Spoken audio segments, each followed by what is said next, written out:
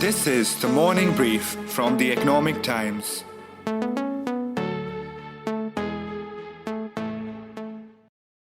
Listeners of the morning brief, please note that today's episode contains depictions and first person accounts of cyberbullying, mental abuse, and sexual harassment that some may find disturbing.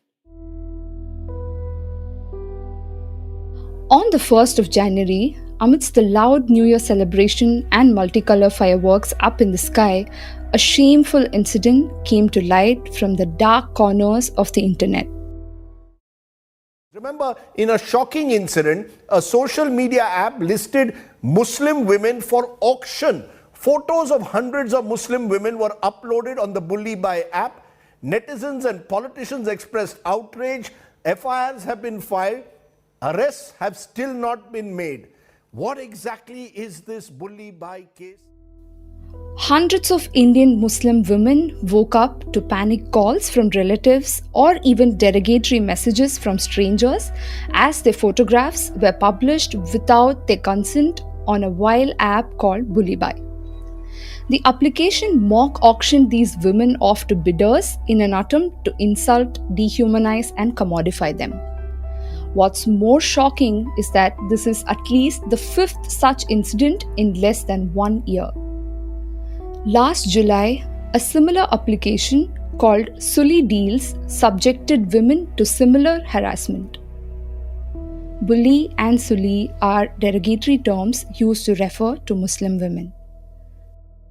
I saw that there were a number of messages of my friends who had seen my picture on the app, and they were informing me that so and so had taken place, along with screenshots. I also saw a screen grab video in which I could see all the filth on the app, and well, that's how I came to know it. Of course, it was very triggering. It made me very, very angry, but it wasn't very surprising because this wasn't the first time this was happening with me. It initially was very triggering and very humiliating, and it made me feel violated, and eventually it just made me really angry. That was Hasiba Amin, National Convener of Indian National Congress's Social Media Department. And listening to her audio makes one feel very traumatized, disheartened, and insecure. On this episode, we also spoke to N.S. Nappinai, senior practitioner before the Supreme Court of India and founder of cyber security awareness platform CyberSati. We will also hear from ET's Krishna Kumar, who has been closely following the investigation in this case. It's the 7th of January. I'm your host, Bhavya Dilipkumar. You're listening to Bulli Bai, No Country for Women on the Morning Brief, making sense of the biggest stories in business, economy, politics, and markets. The open source app Bulli Bai targeted several Muslim women, but the communal aspect is not the only common thread here. In most cases, the victims are also vocal critics of various government policies and social conventions. I mean, I think what's common in all the women is that we are all vocal Muslim women, very clearly.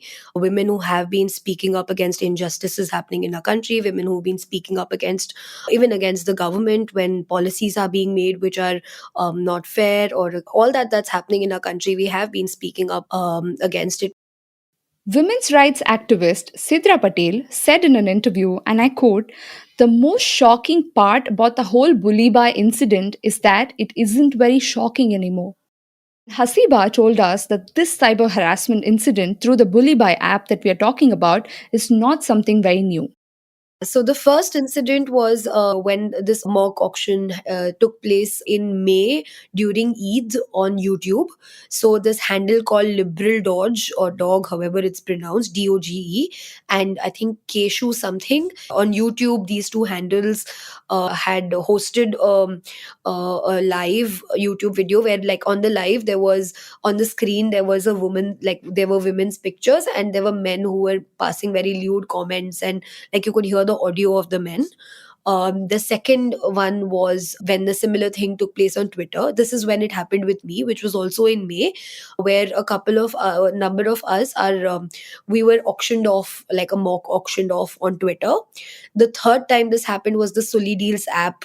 The fourth incident that took place was happened on Clubhouse as well. When it happened on Clubhouse, it happened not only with Muslim women, there were some non-Muslim women as well. But the non-Muslim women who were being auctioned off were women who supported us when the Sulli Deals incident happened, and who had spoken up for us, and who had hosted Clubhouse sessions supporting us. So it happened with those set of women along with other Muslim women. And this is the fifth such incident which has taken place. Many have pointed out that the inaction from authorities in these previous instances emboldened the perpetrators. If quick action was taken by the authorities against those responsible for Sulli Deals and the harassment of women on Twitter, the Bulli Bai incident could have been completely avoided. According to a recent report by the Economic Times, India saw a rise in cybercrimes against women between 2018 and 2020, with cases filed for publishing sexually explicit content online increasing by a whopping 110%. Here's Advocate Nappinai. Amnesty International did this toxic Twitter study, which talked about or which focused on women politicians. And it gave numbers to the extent of possibly hate messages on Twitter against women politicians, numbering about 10,000 per day. So hate crimes are indeed increasing. I believe that possibly the reason could be that the culprits think that they can get away with it. The present case of uploading women's photos, auctioning them, and basically commodifying them is a clear case of privacy violation. While the app said that it was auctioning women, it was meant to insult the women involved. An attempt of trafficking has not taken place.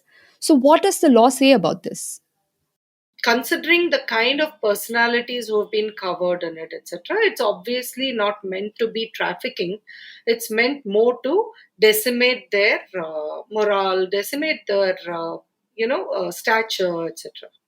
So now we are still relying on general laws. For instance, you would have provisions under the IPC, which would be for outraging modesty of women.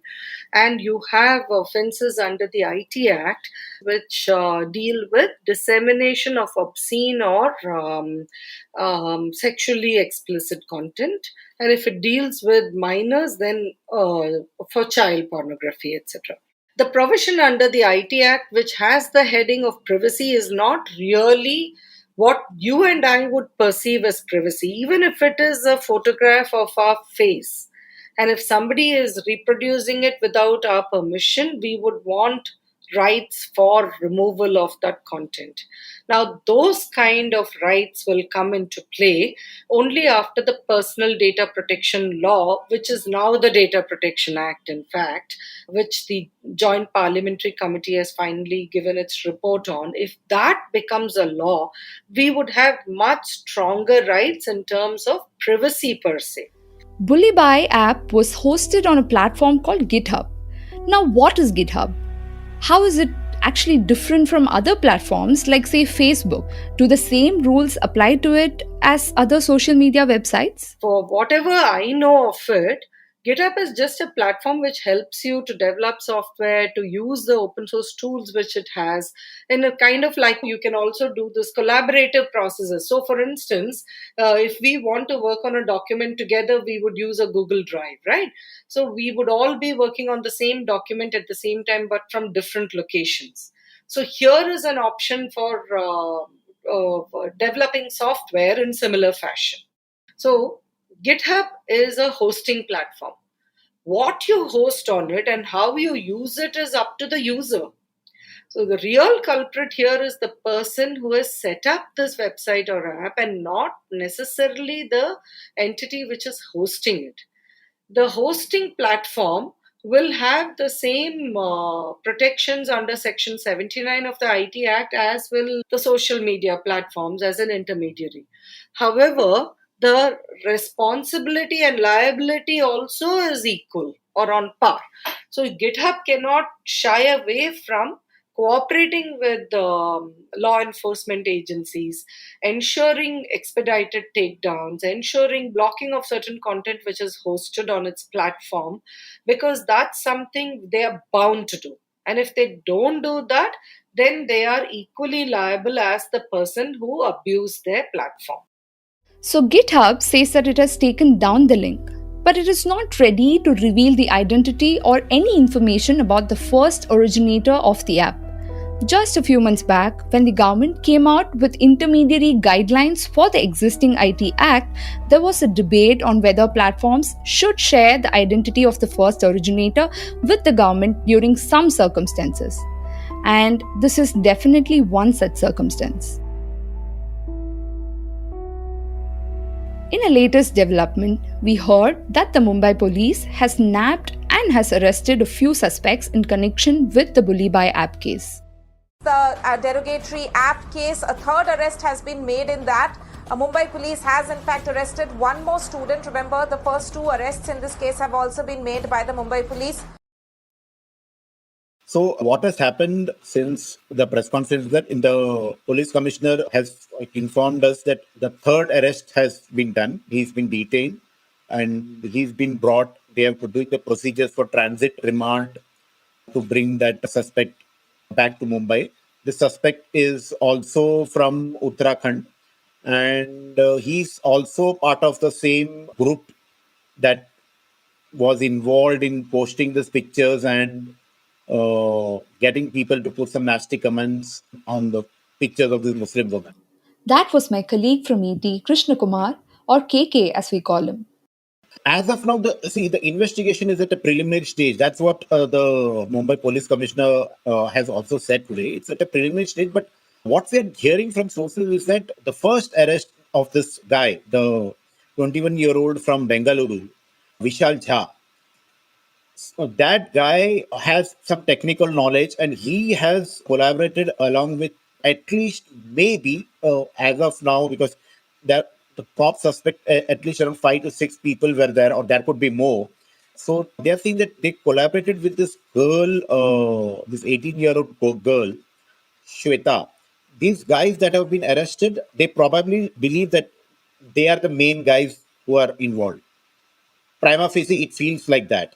The other question that I wanted to ask you was the one common thread, apart from all of the victims, were women, and all of the victims, where most of them at least were very vocal about several issues and they were criticizing the government on social media, was also that they all belong to a particular community, Muslim community. So I mean, this is also not the first time we're hearing this particular community being attacked under this government. So, how do you view this? In the sense, are the hate crimes increasing and is it also being normalized? For me, the worrisome factor is if it's being highlighted in Twitter and on social media that about these crimes. I believe that there was always people who are making hate speeches and whatever. It's just that in Twitter and Facebook and social media, it's being magnified a lot. The problem, according to me, is when the cops don't take any action. The Delhi police has a lot to answer for on why the Sulli deals app, why they have not been able to make any arrests on that. It's been all like several months since that incident has happened. Unless you start catching people, there won't be a deterrent. And unless there is a deterrent, these things will keep happening. And then there will be questions that are they being normalized? Like it's a normal thing. Like you just can't say anything in the internet to the Muslim community or anybody else and get away with it. But we also want the governments to speak here, right? So, in that sense, what has been the stand of the central government and the state government so far so that it gives an assurance that things are being taken very seriously? Well, the central government, from what I have seen, is that they have said, which is a problematic stance, is they have said that they have blocked the app. Now, just blocking the app is not a solution. That the same thing happened with the Sully Deals app.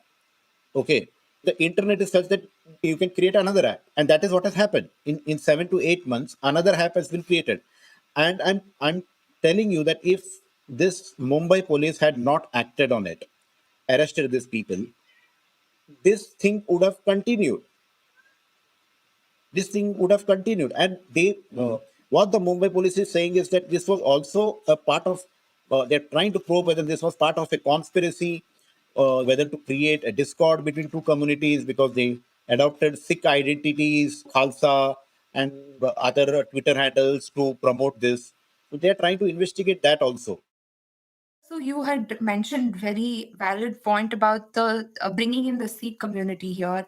We were also seeing some media houses putting across news like Hindu women are also targeted. Why are you not seeing this kind of? It's basically diluting the issue, right? So, what is exactly happening here? I mean, are we seeing forces trying to make it into a politics where the problem cannot be addressed here? Some people are saying that even Hindu women are being abused. They are also being abused. There is no doubt in that they are also being abused. However, what is happening is that nobody wants to step back. There is no in the past, at least there were some leaders or community leaders who try to make people see sense or take a back seat or whatever, cool down tempers. However, no, in this scenario, what we are seeing is that everybody has a stake in raising the temperatures for their own benefit. So nobody's taking a back seat, and this is like a free fall now.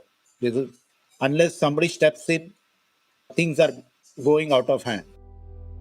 And what's more disturbing is that the ecosystem of hatred towards women, towards a particular community, is growing in the country.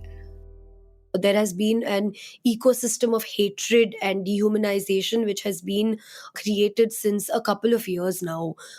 If you see online the kind of language that is being used against Muslims, this mental picture is being created in people's minds of an imaginary Muslim, ki this is how they live, this is what they do, this is how they are our enemies, they are bad guys. This has been going on since a very long time now. Not just the Muslim community, all the minorities, in fact. This ecosystem of hate which has been created and which has been propagated for so long, we are basically just seeing the result of that. We are seeing this turn into reality.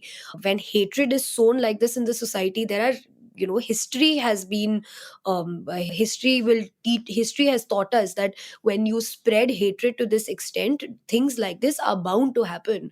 So they have been brainwashed into actually believing all of these things. They actually probably believe that we are objects who are meant to be sold, who are meant to be treated like this, who are meant to be lynched maybe someday. So they genuinely believe in all these things. Hasiba told us that if a prompt action was taken, this could have been completely avoided.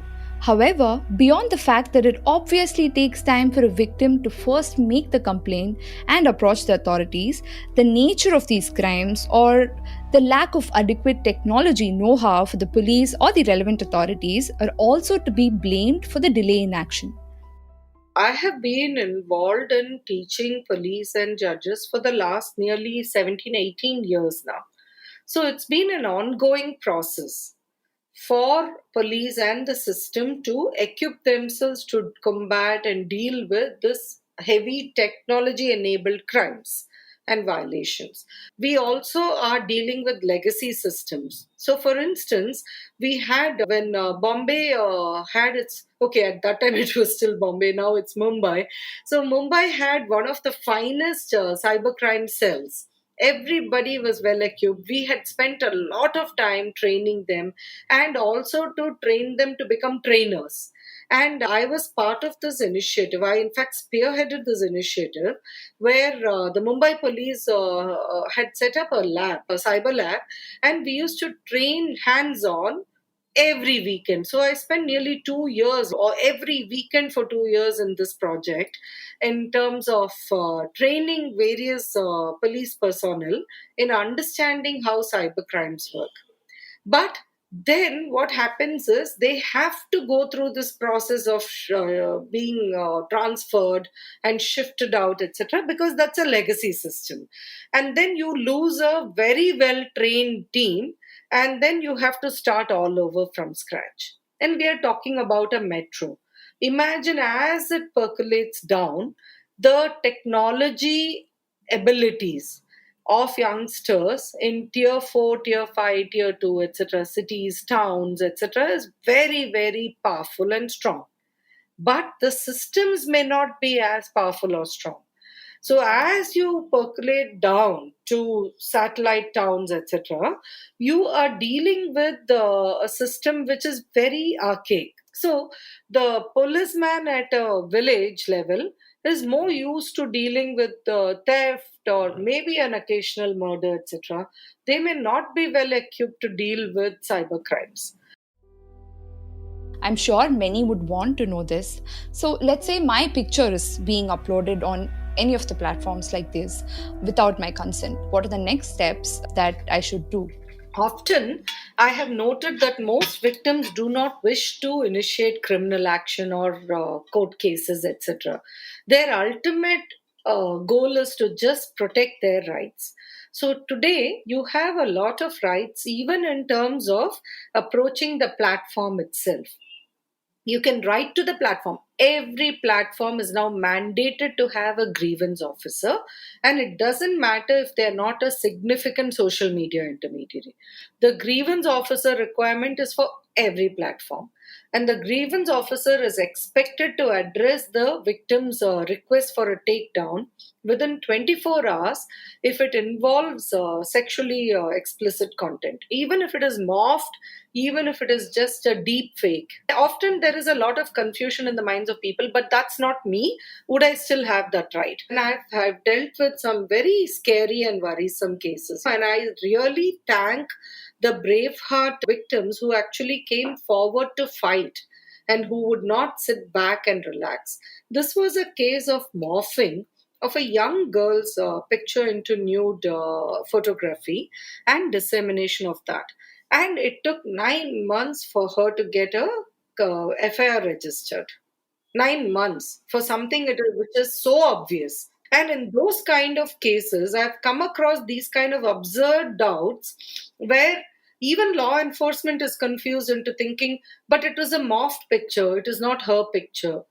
But isn't it still affecting her rights, right? That's what they really need to. And the law doesn't look at the difference. It takes courage, it takes healing, and it takes all the support to overcome the scar the incidents like Bulli Bai or Sulli leave on a woman. They say globalization is here, they say we are entering a revolutionary world, and technology is a great equalizer. But the distinction of online and offline, virtual or physical, is far too less when it comes to women. The online hate comments, virtual abuse, living in the fear of possible physical violence ends up silencing women yet again. The present targeted communal harassment and lack of a strong voice from the government disapproving these violences only prove that the voices of the minorities are silenced yet again.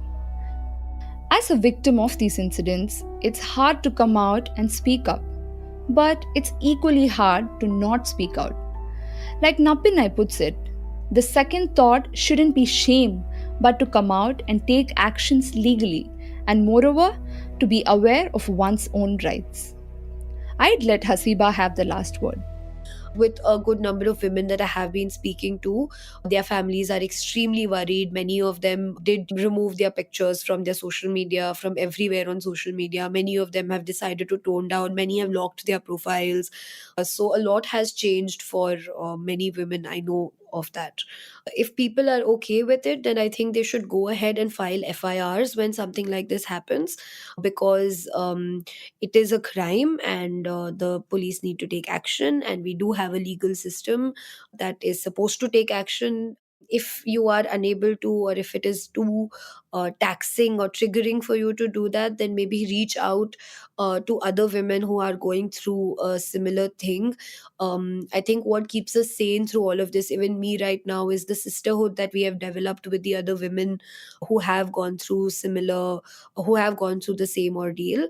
And all of us help keep each other sane, and all of us have been speaking to each other, asking about well-being, so that also really helps. So I think these two things, one is reaching out and talking to people who are also going through the same thing, it really helps. Thanks a lot, Hasiba, Nappinai, and Krishna Kumar. You were listening to Bulli Bai, No Country for Women on the Morning Brief with me, your host, Bhavya Dilipkumar. This episode was produced by my colleague Nehal Chalyawala from The Economic Times and Soundarya Jayachandran from Avas. Varun Kapahi was the sound editor from Avas. Executive producer Arijit Burman. The Morning Brief airs on Tuesdays, Thursdays, and Fridays. Keep listening and have a good day. All edited sound clips used in this episode belong to their respective owners.